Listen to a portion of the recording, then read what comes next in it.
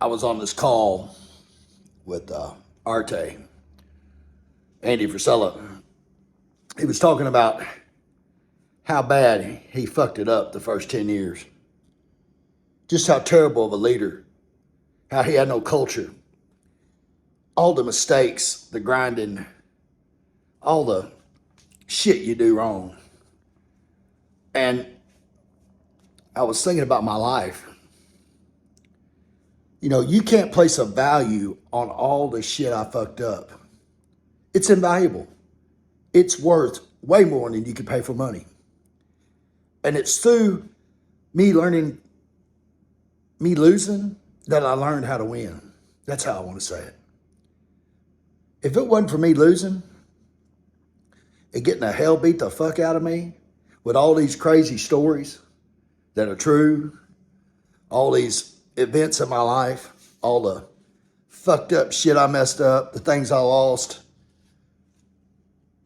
I wouldn't know how to win. That's what it took. I had to get out there and beat my head on the ground. And I think in addiction or business and a lot of things else, relationships. Listen, I was the worst fucking dude with a relationship ever. You know, and when I look back at all the failures, I know exactly what not to do. And you can't buy that shit. That's a skill set that you got to that you develop. You know, you will develop a winning skill set by fucking losing. Because you won't lose no more. Eventually, you'll run out of fucking shit to lose on. If you're fucking good enough. Lord knows I was dead set on losing it all. You know?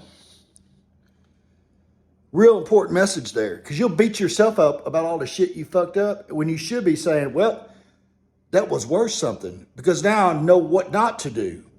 And I want to fucking win. God bless you, man. The Nightly Review, always from Arkansas, with love, fluent English.